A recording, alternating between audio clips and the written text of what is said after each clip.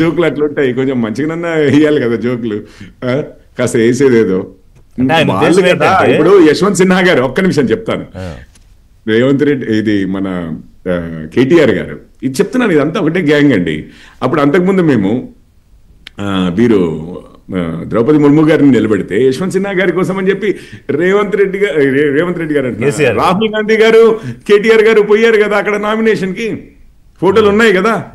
North south అని ఈ విధంగా డివైడ్ చేద్దామంటే మళ్ళీ వీళ్ళు హిందూ ముస్లిం డివిజన్ అన్నా, నార్త్ సౌత్ డివిజన్ అన్నా, ఇంకెటువంటి డివిజన్లు అన్నా ఇద్దరు ఏకమవుతారండి. అటు చెన్నైకి పోయి స్టాలిన్ దగ్గర ఇద్దరు ఒకరి మీద ఒకరు స్టాలిన్ ఇంప్రెస్ చేయాలని ప్రయత్నించారు. ఆ మాటకు వస్తే బీజేపీ తీసుకున్న అనేక విధానపరమైన నిర్ణయాలకి బీజేపీ ముఖ్యమంత్రుల కన్నా కూడా ఎక్కువ కేసీఆర్ గారు సపోర్ట్ చేశారు అనేక సందర్భాల్లో. ఎవరు బీజేపీ ముఖ్యమంత్రుల కంటే ఎక్కువ ఎవరు సపోర్ట్ చేస్తారు? కేసీఆర్ గారు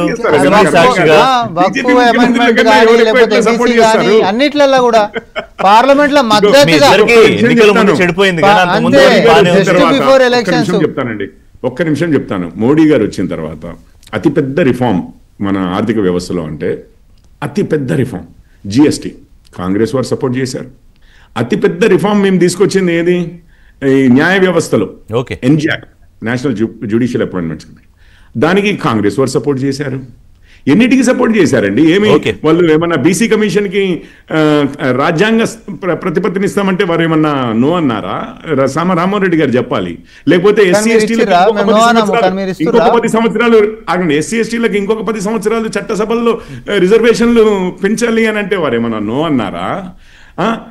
మహిళలకు లాస్ట్ కి మేమంతా కన్సెన్సస్ తీసుకొచ్చిన తర్వాత వాళ్ళు ఏమైనా తప్పించుకోగలిగారా? గత 30 సంవత్సరాలు తప్పించుకున్నట్లుగా ఈసారి సపోర్ట్ చేయవలసి వచ్చింది కదా మహిళలకు రిజర్వేషన్. కాంగ్రెస్ ఇప్పుడు ఒకే ఒక్క విషయంలో వారు చేయరు సార్, ఎట్లాంటి విషయాల్లో చేయరు అది మీకు తెలుసు కదా. మళ్ళీ ఆ ఓట్ బ్యాంక్ విషయాలు వచ్చినప్పుడు ఆర్టికల్ 370 అన్నాం అనుకోండి, ఓ లబోమని లేస్తారు.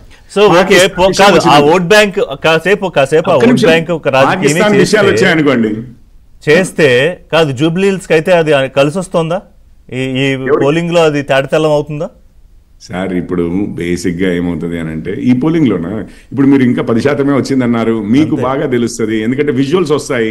ఆ విజువల్స్ లోనే మీరు చెప్పగలుగుతారు ఏ ఓట్ బ్యాంకులు ఎట్లా ఓటేస్తున్నాయి, ఇవన్నీ కూడా మీరు చెప్పగలుగుతారు. అక్కడ బూత్ బయట పెట్టుకుని ఉంటారు కదా కొంచెం దూరంలో, వాళ్ళని అడిగిన టీఆర్ఎస్ వాళ్ళు, కాంగ్రెస్ వాళ్ళు చెప్పగలుగుతారు. మోర్ దెన్ మాకేముందండి, మేము మతాలకు అతీతంగా, కులాలకు అతీతంగా ఎట్లా తెలుస్తుంది ఎవరు ఏ వర్గం వారు ఏ ఓట్ బ్యాంక్ వారు చేస్తున్నారు అనేది. బీజేపీ ప్రశ్నలకి చిన్న బ్రేక్ తర్వాత ఆన్సర్